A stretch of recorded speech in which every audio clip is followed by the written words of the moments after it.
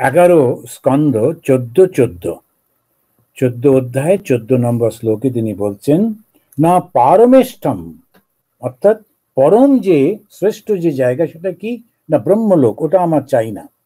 না মহেন্দ্র ধিষ্ণম, মহেন্দ্র মানে হচ্ছে ইন্দ্র, তার তিনি যেখানে থাকেন অর্থাৎ ইন্দ্রলোক বা দেবলোক স্বর্গলোক আমার চাই না। না সার্বভৌম্যম, এই যে পৃথিবী যে ভূমি, এই পৃথিবীর রাজাও আমি হতে চাই না। না রসাধিপত্যম, তো এই পাতালেও মধ্যে আমি যেতে চাই না। 14 ভুবন আছে তো, যে লাস্ট হচ্ছে পাতাল, এই পাতাল অর্থাৎ ওই ভুবনগুলো আমি চাই না। না যোগ সিদ্ধি, যোগের অষ্টাঙ্গ সিদ্ধি হয়, 8টা সিদ্ধি আছে, অনিমা লঘিমা মহিমা, এরকম করে করে 8টা সিদ্ধি, ওটাও চাই না। আর তারপরে বলছেন না অপুনর্ভবম, এমনকি মুক্তিও চাই না, মুক্তিও চাই না। কেন? এই মুক্তি তো একটা চাওয়া না, আমি চাচ্ছি এটাও চাই না, কিচ্ছু দরকার নেই আমার, আমি শুধুমাত্র তোমাকে ভালোবাসতে চাই। তা ভালোবাসাটা কিরকম? শুধু এক টানা ভগবানকে ভালোবাসা, বদলে কিচ্ছু চাই না। আর আমাদের কি হবে মহারাজ, আর ঈশ্বরে বিশ্বাস চলে গেল, এই তো এতদিন ডাকলাম কিন্তু আমার বাবা মারা গেলেন, আর ঈশ্বরে বিশ্বাস হয় না। আমি বললাম আচ্ছা, তো বাবার কত বয়স হয়েছিল? বলো 88। আচ্ছা, আর কতদিন তা আপনি চাইছিলেন যে তিনি বেঁচে থাকুন? এখন কোনো না কোনো দিন তো তিনি মারা যাবেন, 88 বছর বয়স। হ্যাঁ, তিনি 188 হন না, আমার কোনো আপত্তি নেই, কিন্তু 88 কি যথেষ্ট নয়? একটা মানুষ 100 বছরের মধ্যে 88 বছর তিনি বেঁচে ছিলেন, শুধু 12টি বছর তিনি থাকলেন না, সেই জন্য তার ছেলের মনে হচ্ছে বা মেয়ের মনে হচ্ছে আর ভগবানের বিশ্বাস রাখার দরকার নেই। বাবার প্রতি ভালোবাসা খুব আনন্দের, কিন্তু বিচার বোধটা কোথায় গেল? এই যে 88 বছর নানান সমস্ত বিপদ আপদের মধ্যে ঈশ্বর তাকে রক্ষা করেছিলেন, তার সমস্ত ইচ্ছাগুলো তিনি পূরণ করে দিয়েছিলেন, তবু কি ঈশ্বরকে একটু ভালোবাসা যায় না? ওই কেননা ওই 12 বছর চলে গেছে বলে। এই হচ্ছে কথা। এখন যখন আমরা এগুলো বলি, আমরা তো ভাবি না, একটা ইমোশন থেকে হয়তো বলি, কিন্তু বলবার সময় ভাবতে হবে ভগবান আমাকে কত কি দিয়েছেন। এই পৃথিবীতে কত লক্ষ কোটি মানুষ আছে, তার মধ্যে আমাকে তো তিনি এইগুলো দিয়েছেন, তো তাতেও কি একটু কৃতজ্ঞ হব না? ভালো লাগবে না? তুমি আমাকে অনেক দিয়েছ। এইটাই না মাথায় থাকলে ধর্মের পদক্ষেপটা ভুল হয়ে যাবে। ধর্ম শুরুই হচ্ছে না, মানে ধর্মে যখন শেষে পৌঁছচ্ছি তখন কি সমস্ত ত্যাগ, সর্বস্ব ত্যাগ। এই সর্বস্ব ত্যাগের মধ্যে যে প্রচন্ড আনন্দ, সেইটি উপভোগ না করলে সন্ন্যাস মানে ত্যাগ। সম্যক ন্যাস, সন্ন্যাস, সম্যক মানে সম্পূর্ণভাবে, ন্যাস মানে ত্যাগ। কি ত্যাগ করলাম? এই আমি আমার, অর্থাৎ অহংকার ত্যাগ। আমি তো সেই ঈশ্বরের প্রতিনিধি, আমার মধ্যেই তো তিনি রয়েছেন, সব কিছুর মধ্যেই তো তিনি রয়েছেন।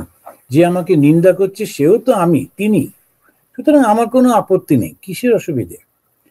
এইরকম ভাবে যদি চিন্তাটা করতে পারা যায়, তাহলে ঠিক ঠিক একটা অসাধারণ আনন্দ আসবে।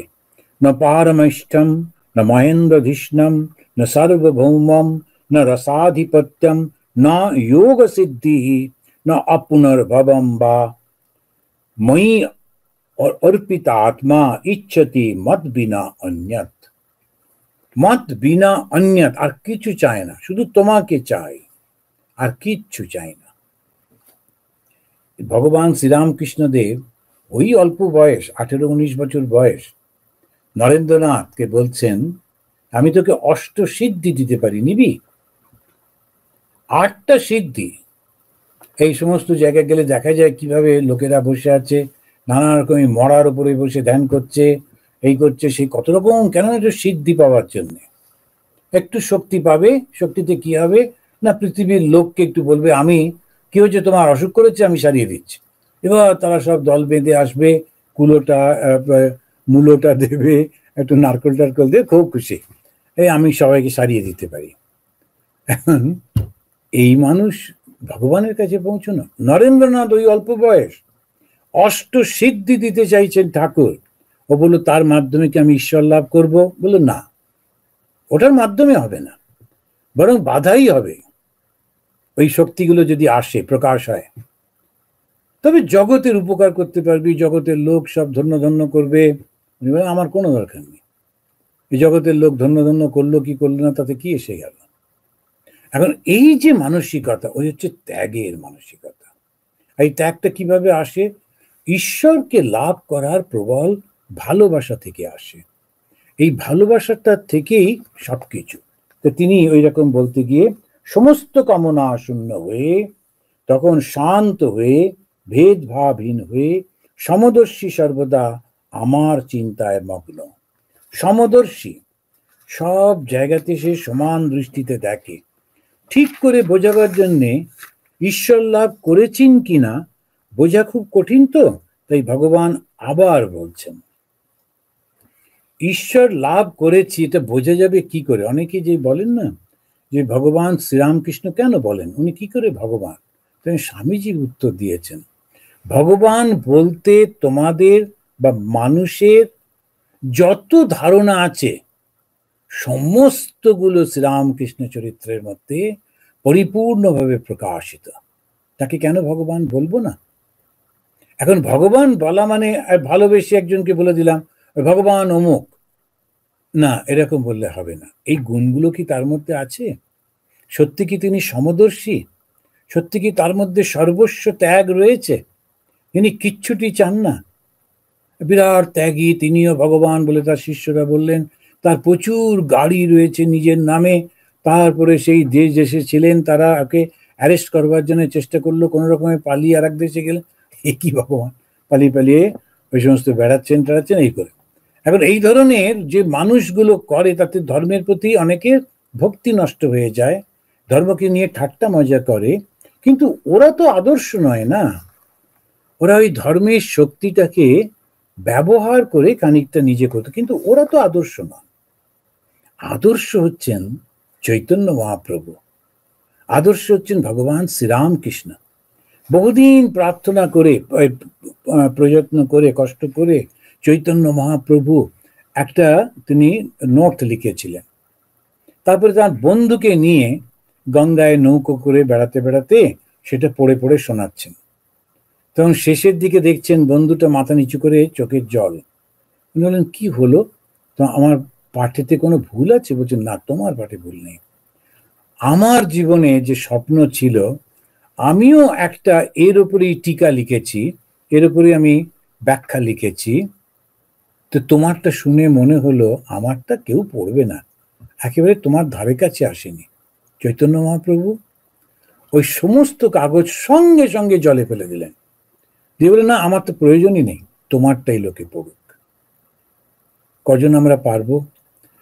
একাডেমিশিয়াতে এই যে সমস্ত তথাকথিত বড় বড় ডক্টরেট সব থাকেন, আর বিরাট বিরাট কনফারেন্সে গিয়ে বক্তৃতা করছেন, সুন্দর, খুবই ভালো সবাই, কিন্তু তার থেকে ভালো কেউ লিখে ফেলেছে, অমনি তার থেকে কি করে ছাত্রটিকে কি করে বা ছাত্রীটিকে কি করে থামিয়ে দিয়ে তার লেখাটা নিয়ে নিজের নামে পাবলিশ করে চলতেই থাকে।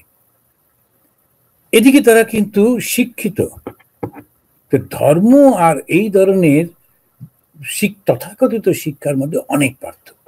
কি করে ধর্ম কি করে বুঝবো? ত্যাগের মধ্যে দিয়ে।